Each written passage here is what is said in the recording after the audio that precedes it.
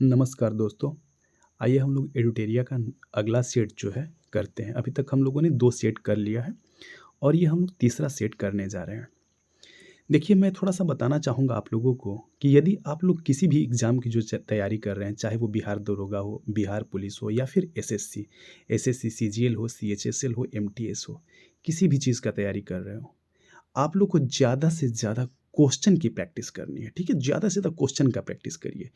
ये नहीं कि हम लोग पूरे दिन सिर्फ थ्योरी पढ़ रहे हैं, बुक निकाल के पढ़ रहे हैं, लुसेंट का बुक, एनसीईआरटी निकाल दिए, तो ये बुक निकाल दिए, वो बुक निकाल दिए। हमें ज़्यादा बुक से ज़रूरी है ज़्यादा क्वेश्चन को करना, ठीक है? और एक बात देखिएगा कि बहुत सारे जो पब्लिकेशन है बुक्स में आपको क्वेश्चन तो मिल जाएगा, लेकिन उसका जो आंसर है ना, आंसर की देखिएगा मिलाइएगा तो उसमें बहुत सारे आंसर गलत भी मिलेंगे। जिन बच्चों को ये नहीं पता होगा कि इसका आंसर क्या होगा, वो गलत आंसर भी याद कर लेंगे। तो हमें ये पहले जानना है कि हमें कहाँ से कंटेंट सही मिल रहा है, ठीक है? तो हमें कंटेंट सही ढूँढना है और जब हमें कंटेंट सही मिल जाए ना, उसके बाद हमें क्या करना है कि ज़्यादा से ज़्यादा वहाँ से हमें प्रैक्टिस करना है क्वेश्चन। देखिए, मेरा लक्ष्य है यहाँ पे कि मुझे ज़्यादा से ज़्यादा क्वेश्चन कराने हैं, ठीक है? मैं ज़्यादा से ज़्यादा क्वेश्चन कराऊँ और मैं डेली 1 सेट बिहार दरोगा का, 1 सेट यहाँ पे बिहार पुलिस का और 1 सेट एसएससी का। एसएससी चाहे वो एमटीएस, सीएचएसएल और सीजीएल, सिर्फ़ ओनली फॉर जीएस का, यहाँ पे मैं अपलोड करूँगा, ठीक है? तो आप लोग यदि नए हैं तो इस चैनल को सब्सक्राइब कर लीजिए और आप इस ज़्यादा से ज़्यादा कोशिश करिएगा कि इसे आप वीडियो को शेयर करें। यदि आपको कुछ ऐसा लग रहा है कि मैं जो यहाँ पे कंटेंट दे रहा हूँ, ये पढ़ा रहा हूँ, जो एक्सप्लेनेशन जो एक्सप्लेन कर रहा हूँ, कुछ उसमें मुझे और भी इम्प्रूव करना चाहिए, मुझे क्या अच्छा है और क्या गलत है, तो आप लोग मुझे रिकमेंड करिएगा ज़रूर और इसे आप लोग कमेंट बॉक्स में कमेंट के द्वारा मुझे बताइएगा। चलिए आइए हम लोग क्वेश्चन स्टार्ट करते हैं। देखिए, पहला जो क्वेश्चन है कि जब भारतीय न्यायिक पद्धति में लोकहित मुकदमा पीआईएल लाया गया तब भारत के मुख्य न्यायाधीश कौन थे? देखिए, पीआईएल जो होता है पब्लिक इंटरेस्ट लिटिगेशन, ठीक है? जिसे बोला जाता है जनहित याचिका भी बोला जाता है। उस समय जो भारत के मुख्य न्यायाधीश थे ना, पीएन भगवती साहब थे। देखिए, पब्लिक इंटरेस्ट लिटिगेशन जो जनहित याचिका मतलब जन के हित में याचिका लाना, याचिका दायर करना कहाँ? वो सुप्रीम कोर्ट, हाई कोर्ट में उसे लगाया जाता है, ठीक है? मतलब लोगों के हित में, सामुदायिक हित के लिए उस याचिका को लगाया जाता है। कहाँ? किसी भी न्यायालय में लगाया जाता है, यानी कि वो हाई कोर्ट और सुप्रीम कोर्ट, ठीक है? और जब ये लगाया गया था तो सुप्रीम कोर्ट के उस समय जो मुख्य न्यायाधीश थे, पीएन भगवती साहब थे, वो 17वां मुख्य न्यायाधीश थे और उनका जो समय था, वो था 1985 से 86 के बीच में थे। कब थे? 85 से 86। आइए अगला क्वेश्चन देखते हैं। संसद में धन विधेयक के संदर्भ में निम्नलिखित में से कौन सा कथन गलत है? ठीक है? देखिए, इसका मैंने ऑप्शन सी, पहला का जो ऑप्शन है सी, ठीक है? दूसरा का जो है संसद में धन विधेयक के संदर्भ में निम्नलिखित में से कौन सा कथन गलत है? तो यहाँ पे कौन सा कथन गलत हो जाएगा? ये हो जाएगा ऑप्शन नंबर डी। देखिए, इसे राज्यसभा द्वारा अस्वीकार या संशोधित किया जा सकता है, ये लिखा हुआ है जो कि गलत है। इसमें राज्यसभा कोई भी हस्तक्षेप नहीं कर सकता, ठीक है? राज्यसभा जो सुझाव देता है उसे मानने या न मानने का अधिकार लोकसभा को है, ठीक है? जो कि ऊपर में दिया गया है, सारे वो सही है, आप उसे पढ़ लीजिए। देखिए, 3 नंबर जो है, संविधान के किस अनुच्छेद में संसद के संयुक्त अधिवेशन की व्यवस्था है? तो संसद की संयुक्त जो अधिवेशन की जो व्यवस्था किया गया है वो अनुच्छेद 108 में है। और संयुक्त जो अधिवेशन की अध्यक्षता कौन करता है? तो वो लोकसभा के अध्यक्ष करते हैं। अगर अध्यक्ष अनुपस्थित हो तो उपाध्यक्ष करते हैं लोकसभा के, ठीक है? 4 नंबर, भारत के संविधान में किस पद का उल्लेख नहीं है? देखिए, भारत के संविधान में उप प्रधानमंत्री का उल्लेख नहीं है।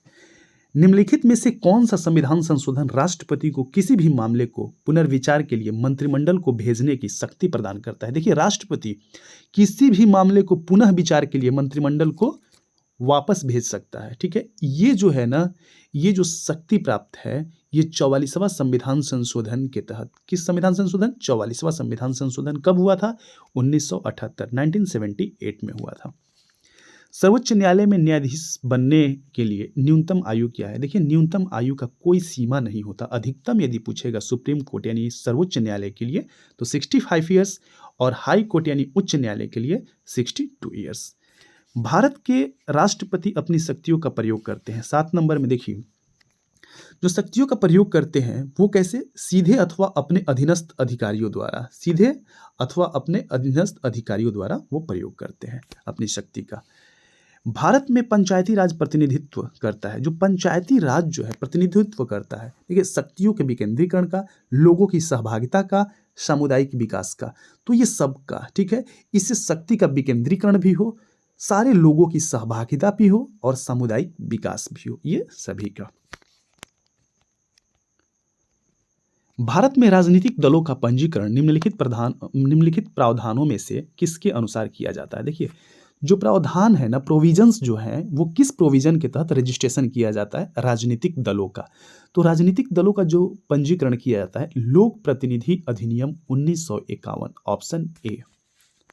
मानवाधिकार आयोग अपना वार्षिक प्रतिवेदन किसके समक्ष प्रस्तुत करता है। वार्षिक प्रतिवेदन जो है राज्य सरकार के समक्ष प्रस्तुत करता है। रॉलेट एक्ट का भारतीय राष्ट्रीय कांग्रेस ने विरोध किया था, क्योंकि इसका लक्ष्य था, देखिए इसका लक्ष्य जो था ना, व्यक्तिगत स्वतंत्रता को सीमित कर देना था, ठीक है। ये रॉलेट एक्ट जो आया था 19 मार्च 1919 को आया था, ठीक है। और इस एक्ट को हम काला कानून भी कहते हैं, ठीक है। इसमें क्या था ना कि इसके अंतर्गत किसी भी व्यक्ति को संदेह के आधार पर गिरफ्तार किया जा सकता था, ठीक है। और इसके विरुद्ध न कोई अपील, न कोई दलील और न कोई वकील किया जा सकता था, ठीक है। और ये इसका कारण था कि व्यक्तिगत जो स्वतंत्रता है, जो आंदोलन है, उसको कमजोर कर देना, ठीक है, और लोगों की स्वतंत्रता को खत्म कर देना, ठीक है, उसको सीमित कर देना। अगला देखते हैं, निम्नलिखित में कौन आत्मीय सभा के संस्थापक थे। देखिए आत्मीय सभा के जो संस्थापक थे, राजा राम मोहन राय। आत्मीय सभा का स्थापना कब हुआ था, तो 1815 ईस्वी में। हुमायूं द्वारा लड़े गए 4 प्रमुख युद्धों में सही क्रम कौन सा है। देखिए सही क्रम जो है ये है देवरा का युद्ध, चौसा का युद्ध, कनौज और सरहिंद, ऑप्शन नंबर डी। देवरा का युद्ध जो हुआ था 1531 में, चौसा का 1539 में, और कन्नौज जिसे बिलग्राम का भी युद्ध कहा जाता है 1540 में, सरहिंद का 1555 में। मालाबार में मोपला विद्रोह 1921 किसका परिणाम था। देखिए मालाबार में जो मोपला विद्रोह था ना, वो खिलाफत आंदोलन का ही परिणाम था, ठीक है। ये कब हुआ था, 1921 में, याद रखिएगा। किसने कहा था, आज़ादी हमारी पहुंच के अंतर्गत है, हमें इसे कसकर पकड़ना चाहिए। ये महात्मा गांधी जी कहे थे, ठीक है। भारतीय राष्ट्रीय कांग्रेस के द्वितीय मुस्लिम अध्यक्ष कौन थे। देखिए द्वितीय मुस्लिम अध्यक्ष, पहला तो सबको पता है बदरुद्दीन तैयब जी। ये कब थे, ये थे 1887 में। कब थे, 1887 में। कांग्रेस की स्थापना हुआ था 1885 में, और ये 87 में थे मद्रास अधिवेशन में। कौन से, मद्रास में। और दूसरा जो थे ना, वो थे रहीमतुल्लाह शयानी जी थे। कब थे, कौन थे, रहीमतुल्लाह शयानी। ये कब थे, ये 1896 के कलकत्ता अधिवेशन में थे। और वंदे मातरम पहली बार यहीं गाया गया था, ठीक है। निम्नलिखित में से किस एक पूरा स्थल से पाषाण संस्कृति से लेकर हड़प्पा सभ्यता तक के सांस्कृतिक अवशेष प्राप्त हुए हैं। तो ये कहां से, मेहरगढ़ से। देखिए मेहरगढ़ से ना पाषाण संस्कृति से लेकर हड़प्पा सभ्यता तक के जो सांस्कृतिक अवशेष है, मेहरगढ़ से प्राप्त हुआ है। मेहरगढ़ जो है बलूचिस्तान प्रांत में, पाकिस्तान के बलूचिस्तान प्रांत में है, ठीक है, याद रखना है, पाकिस्तान में है। 17 नंबर है, 18 नंबर, गौतम बुद्ध को एक देवता का स्थान किस राजा के समय प्राप्त हुआ। तो किस राजा के समय, कनिष्क के समय प्राप्त हुआ था। किसके समय, कनिष्क के समय, ठीक है। और कनिष्क कुषाण वंश के शासक थे, ठीक है। कुषाणों ने सोने के सर्वाधिक शुद्ध सिक्के जारी किए थे, ठीक है। याद रखना है कि कुषाणों ने सोने के सर्वाधिक शुद्ध सिक्के जारी किए थे, ठीक। चंद्रगुप्त मौर्य ने सेल्यूकस निकेटर को किस वर्ष में पराजित किया था। देखिए सेल्यूकस को कब पराजित किया था, 305 ईस्वी में, ठीक है। ये जो सेल्यूकस निकेटर था ना, ये कौन था बताइए। देखिए ये सिकंदर के सेनापति था। कौन था, सिकंदर के सेनापति। रजत सिक्के जारी करने वाला प्रथम गुप्त शासक कौन था। देखिए रजत सिक्के जारी करने वाला प्रथम गुप्त शासक कौन था, चंद्रगुप्त द्वितीय। कौन था, चंद्रगुप्त द्वितीय। निम्नलिखित में से कौन सा सुल्तान अपने फरमान में सरदार या अमीरों को मसनद ए आली के नाम से संबोधित करता था। देखिए मसनद ए आली, और लुसेंट में आप देखिएगा तो उसमें लिखा होगा मकसद ए अली के नाम से संबोधित करता था।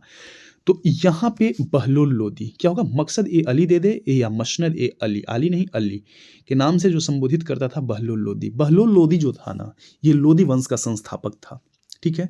और इसका जो टाइम पीरियड था लोदी वंश का 1451 ईस्वी से लेकर 1526 तक चला था ये वंश, ठीक है।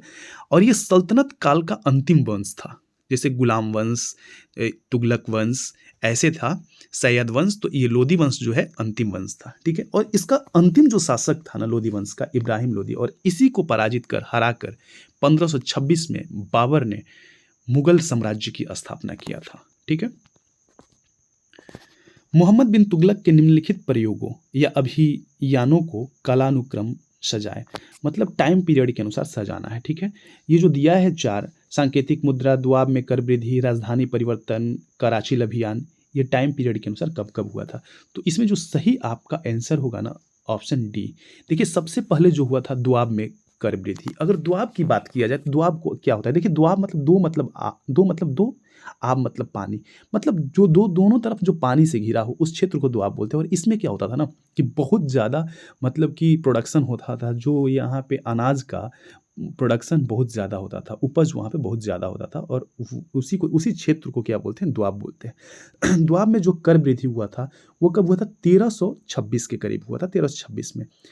नेक्स्ट है राजधानी परिवर्तन। राजधानी परिवर्तन 26-27 के करीब उसी टाइम पीरियड में हुआ था, लेकिन इसके बाद हुआ था। और सांकेतिक मुद्रा, देखिए सांकेतिक मुद्रा में कांसा और तांबा को चलाया गया था, कांसा और तांबा के सिक्के, ठीक है। ये 1329 से 30 में ये हुआ था। और कराची अभियान, कराची यानी कि चीन में है, ये कहाँ है, चीन में। तो ये जो अभियान हुआ था ना, ये हुआ था 1337 में। कब हुआ था, 1337 में। देखिए एक बात और याद रखिएगा कि मोहम्मद बिन तुगलक ने कृषि के विकास के लिए अमीर ए कोही विभाग को स्थापित किया था, ठीक है। आइए नेक्स्ट, निम्नलिखित में कौन सा भारत का पहला पेपरलेस बजट है। पहला पेपरलेस बजट जो है ना, वो याद रखिएगा केंद्रीय बजट 2021-22 वाला जो है, ये पहला पेपरलेस बजट है। वित्त मंत्री निर्मला सीतारमण ने इसे प्रस्तुत किया था। पोंग तथा तापू किस राज्य के लोक नृत्य है, तो ये है अरुणाचल प्रदेश के। निम्नलिखित में से कौन सा एक जल प्रदूषक नहीं है, देखिए हिमनद। हिमनद क्या है यार, ये ग्लेशियर से निकलने वाली नदी है हिमनद, ये प्रदूषक नहीं है, बाकी सारे जल प्रदूषक है। निम्नलिखित युग्मों में से कौन सा एक सही सुमेलित नहीं है, एक तरफ दिया हुआ है खिलाड़ी, दूसरी तरफ खेल, ठीक है। इसमें ऑप्शन नंबर सी जो है सही सुमेलित नहीं है। ये किससे संबंधित है, ये है धावक, ठीक है। पोमेला जेमिलो, ये क्या है, ये धावक है, ठीक है। कहाँ के हैं ये, तो ये है केनिया के, ठीक है। 27 देखते हैं, निम्नलिखित में से किस विद्वान ने मानव विकास की अवधारणा की शुरुआत की। मानव विकास की जो अवधारणा है वो डॉक्टर महबूब उल हक ने, महबूब उल हक, ये पाकिस्तान के अर्थशास्त्री हैं, इन्होंने ही मानव विकास की अवधारणा की शुरुआत किया था, ठीक है। अगला देखते हैं, WTO का पूर्ववर्ती नाम था। WTO वर्ल्ड ट्रेड ऑर्गेनाइजेशन का पूर्ववर्ती नाम GATT, यानी कि GATT का फुल फॉर्म होता है general agreement on trade and tariffs, ठीक है। ये जो स्थापित हुआ था 1948 में, ठीक है। और WHO के में परिवर्तित जब हुआ तो ये हुआ 1995, 95। इसका जो हेड क्वार्टर है जेनेवा स्विट्जरलैंड में है। नेक्स्ट देखते हैं, सिलिकॉन वैली कहाँ स्थित है। देखिए सिलिकॉन वैली जो है ना सैन फ्रांसिस्को के पास, कहाँ है ये है अमेरिका में। एक पारिस्थितिकी तंत्र के जैविक घटकों में शामिल है। देखिए पारिस्थितिकी तंत्र जो है ना, इकोसिस्टम जो है, उसके जैविक घटकों में क्या सम्मिलित है, तो ये है उत्पादक, उपभोक्ता और अपघटक, ठीक है। उत्पादक जो हो गया प्रोड्यूसर हो गया, उपभोक्ता कंज्यूमर हो गया, और अपघटक क्या हो गया, डिकम्पोजर हो गया, ठीक है। ऑप्शन नंबर इसका ऑप्शन सी हो जाएगा, ठीक है। आइए next, national green tribunal NGT Bharat सरकार द्वारा स्थापित किया गया था, ठीक है। कौन से ईयर में, हमें बताना है कौन से साल में। तो ये कौन से साल में, ये है आपका 2010 में, कब? 2010 में। पर्यावरण को संरक्षित करने के लिए एनजीटी को भारत सरकार द्वारा स्थापित किया गया 2010 में।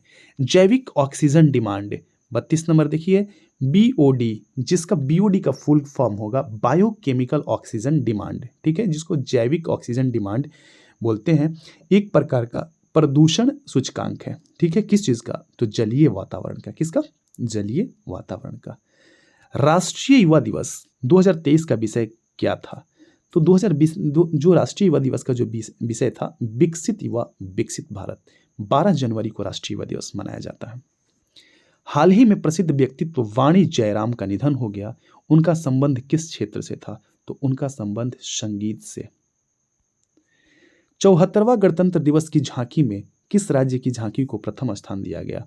ये उत्तराखंड की झांकी को प्रथम स्थान। इसमें 23 राज्यों की झांकी ने भाग लिया था, ठीक है। कितने राज्यों की? 23 राज्यों की। 74वां गणतंत्र दिवस पर यदि ये पूछा जाए कि मुख्य अतिथि कौन थे, तो अब्दुल फतेह अल सीसी, ये जो है मिस्र के राष्ट्रपति हैं, ठीक है। और उसी के बाद एक आर्मी का यानी कि थल सेना का युद्धाभ्यास होता है मिस्र के साथ, जिसका नाम है पहला साइक्लोन, मतलब साइक्लोन का फर्स्ट संस्करण, ठीक है। साइक्लोन युद्धाभ्यास कहाँ हुआ? राजस्थान के जैसलमेर में, ठीक है। दादा साहेब फाल्के अंतर्राष्ट्रीय पुरस्कार हेतु किस फिल्म को बेस्ट फिल्म के लिए चुना गया? अगर बेस्ट फिल्म की बात की जाए तो किस फिल्म को बेस्ट फिल्म के लिए? तो द कश्मीर फाइल। अगर ये बात किया जाए कि film of the year, Dada Saheb Phalke अंतर्राष्ट्रीय पुरस्कार के तहत फिल्म ऑफ द ईयर, तो वो था RRR, RRR। लेकिन फिल्म बेस्ट फिल्म के लिए द कश्मीर फाइल्स।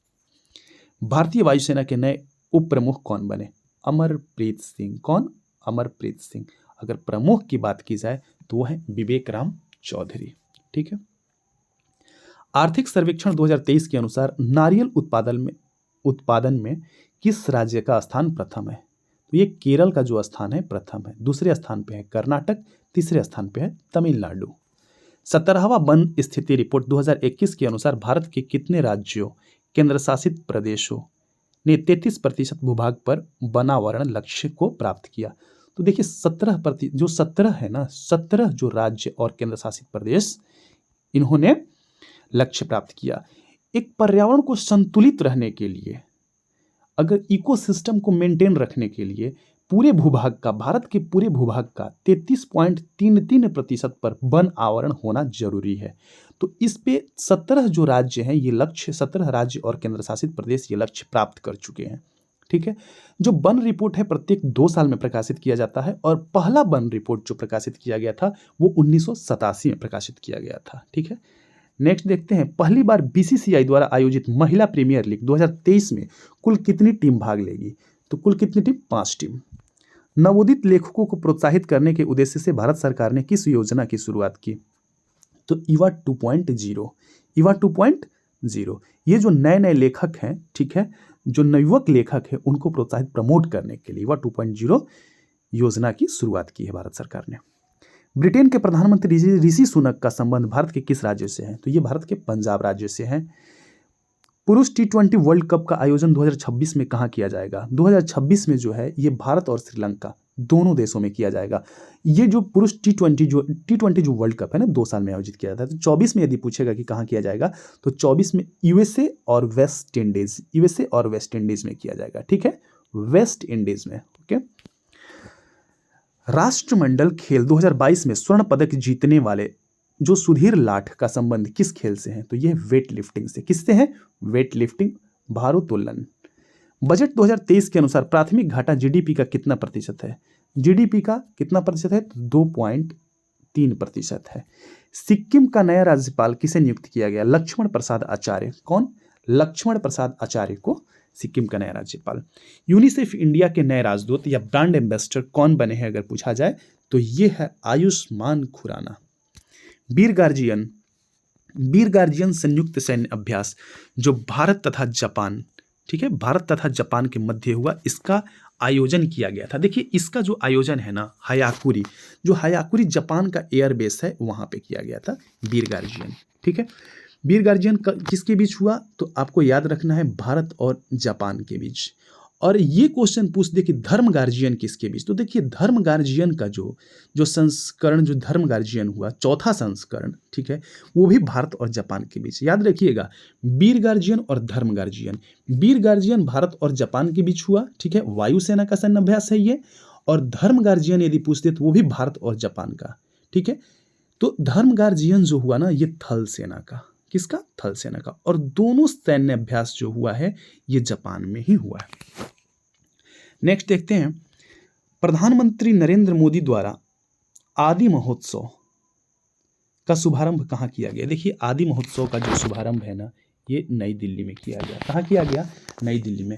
और ये जो है ना नई दिल्ली में, ये इसका उद्देश्य क्या है, इसका उद्देश्य है, आदि महोत्सव का जो उद्देश्य है ये है कि मतलब जो भी जनजाति है ना, जनजातियों को मतलब उनकी संस्कृति को बचाना, उनके संस्कृति के संरक्षण के लिए किया जाता है।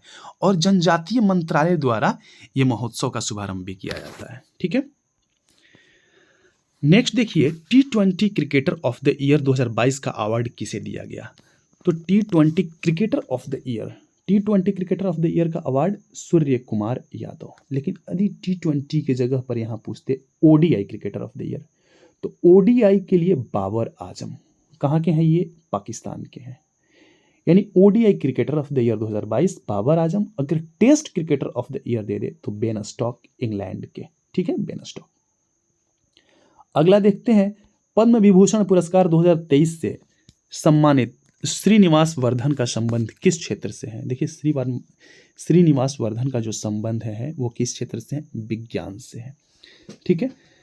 तो अगर देखा जाए पद्म पुरस्कार, तो पद्म पुरस्कार 2023 में 106 व्यक्ति को दिया गया, जिसमें पद्म पुरस्कार 3 रूपों में विभाजित है, पद्म विभूषण, पद्म भूषण और पद्मश्री। तो पद्म विभूषण टोटल 6 लोगों को मिला है, ठीक है। और पद्म भूषण जो मिला है वो 9 लोगों को मिला है, तो 9 6 15 हो गया, ठीक है। और बाकी जो 91 है ना, वो 91 किनको मिला है, पद्मश्री मिला है, मतलब पद्मश्री 91 लोगों को मिला है। याद रखना है टोटल 106 मिला है। देखते हैं, प्रसिद्ध राजनीतिज्ञ शरद यादव जिनका हाल ही में निधन हो गया, वे कितनी बार लोकसभा हेतु चुने गए। वो कितनी बार चुने गए, 7 बार। ध्यान रखिएगा 7 बार चुने गए हैं लोकसभा के लिए। और 7 बार अलग अलग राज्य, 7 बार में तीन राज्यों से चुने गए हैं, Bihar UP MP, Bihar UP MP. याद रखिएगा बिहार, उत्तर प्रदेश, मध्य प्रदेश से चुने गए। और 3 बार राज्यसभा से भी चुने गए हैं, ठीक है। दुनिया का सबसे लंबा रिवर क्रूज MV गंगा विलास ने कितने दिनों की यात्रा पूरी की है। देखिए अभी अभी जो MV गंगा विलास है, ठीक है, वो 51 दिनों की यात्रा पूरी की है, ठीक है। भारत सरकार ने किस देश से 12 चीते लाने हेतु समझौता किया है। भारत सरकार ने दक्षिण अफ्रीका से, देखिए दक्षिण अफ्रीका से समझौता किया 12 चीते लाने के लिए, मतलब 12 चीते प्रत्येक साल, 12 चीते प्रत्येक साल आएंगे 10 साल तक, ठीक है। पुस्तक द मैजिक ऑफ द पुस्तक the magic of the last story के लेखक कौन है, तो ये है सुधा मूर्ति। कौन है, सुधा मूर्ति। प्रतिवर्ष समर्पण दिवस मनाया जाता है, तो प्रतिवर्ष जो समर्पण दिवस है 11 फरवरी को मनाया जाता है, ठीक है। ये पंडित दीनदयाल उपाध्याय के जन्म दिवस पर मनाया जाता है। शहाबुद्दीन चप्पू को किस देश का नया राष्ट्रपति बनाया गया, बांग्लादेश का। किस देश का, बांग्लादेश का। वैज्ञानिक अनुसंधान केंद्र दक्षिणी गंगोत्री की स्थापना कब हुई थी। देखिए दक्षिणी गंगोत्री जो है ना, ये कहाँ है, ये है अंटार्कटिका में, ठीक है, अंटार्कटिका में है। और ये जो 1983 में, ठीक है। आपको 3 याद रखना है, ये अभी नॉन ऑप्स है, मतलब नॉन ऑपरेशनल है। तो दक्षिणी गंगोत्री हो गया, मैत्री और भारती। मैत्री 1990 में और तीसरा है भारती जो कि 2012 में, ठीक है।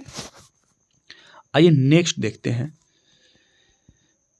निम्नलिखित युग्मों पर विचार कर। देखिए एक तरफ जनजाति दिया हुआ है, दूसरी तरफ राज्य दिया हुआ है। ये है राज्य, ठीक है, ये इस साइड में राज्य है और इस साइड में जनजाति। देखिए लिम्बू जो जनजाति है वो है सिक्किम का। कहाँ का, सिक्किम का, ठीक है।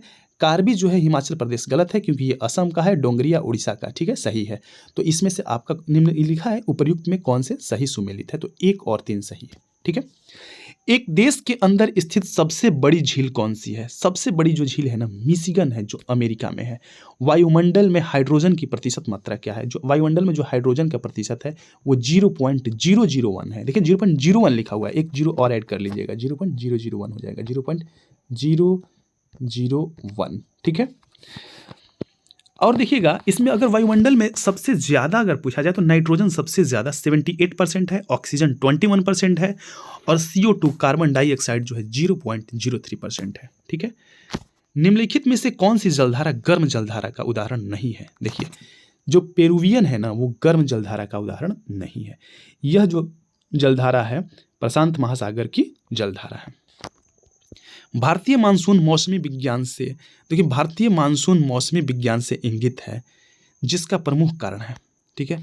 तो जिसके जो भारतीय जो मानसून मौसमी विज्ञान से इंगित है, जिसका, सॉरी देखिए मैं गलत पढ़ रहा हूँ, भारतीय मानसून मौसमी विस्थापन से इंगित है, मौसमी विस्थापन से इंगित है, जिसका प्रमुख कारण क्या है? प्रमुख कारण है स्थल तथा समुद्रों का विभेदी तापन। ठीक है, समूहों का नहीं होगा, यहाँ पे समूह गलत लिखा है, समुद्रों का विभेदी तापन। देखिए इसमें क्या है ना, जो स्थल पे यदि ज़्यादा गर्म होगा तो स्थल के जो गर्म होता है तो वो हवा ऊपर की तरफ उठता है। ठीक है। और जो ठंडी हवा है वो क्या होगा, उसको विस्थापित करके, वो ठंडी हवा गर्म हवा को विस्थापित करके वो स्थल की तरफ आएगा। समुद्रों की जो हवा है गर्म, तो इसी को क्या बोलते हैं? मौसमी विस्थापन। अगला देखते हैं, नौकरेक जैवमंडल क्षेत्र किस राज्य में स्थित है? तो नौकरेक जैवमंडल जो क्षेत्र है वो किस राज्य में है? मेघालय में। ठीक है, ये मेघालय में है। तो इसको स्थापित कब किया गया था, मतलब इसको कब स्थापना किया गया था इसका? तो 1986 में। ठीक है। नेक्स्ट, कौन सा डेल्टा कैप केमोरिन एवं कृष्णा डेल्टा के मध्य स्थित है? देखिए कोरोमंडल जो तट है, यहाँ पे देखिए थोड़ा सा ध्यान दीजिएगा, ये क्वेश्चन में लिखा है जो कौन सा तट होगा, कौन सा तट डेल्टा कैप कोमोरिन एवं कृष्णा डेल्टा के मध्य है, ये बात पूछ रहा है। देखिए ये भारत का जो नीचे दक्षिणी भारत देख रहे हैं, दक्षिण में यहाँ से यहाँ पे है जो है कैप केमोरिन है। ठीक है। और यहाँ पे कृष्णा डेल्टा के मध्य ये वाला जो भाग है ना, इस भाग को बोलते हैं कोरोमंडल, यानी ये ईस्ट में है। ठीक है, ईस्ट भारत के ये ईस्ट में। और ये वाला जो वेस्ट वाला जो है ना, वेस्ट बैंक, वेस्ट किनारा, इसको बोलते हैं मालाबार तट। ठीक है। और ये जो वेस्ट बैंक, जो ये मालाबार तट है, ये अरब सागर में है, और ये कोरोमंडल है ये बंगाल की खाड़ी, और दोनों आके मिल जाते हैं यहाँ पे हिंद महासागर में, दोनों सागर हिंद महासागर में। ठीक है। चलिए यहीं तक रहने देते हैं, और आगे जो है हमारा स्टार्ट होता है साइंस का क्वेश्चन, जो कि हम नेक्स्ट वीडियो में करेंगे। तब तक के लिए धन्यवाद।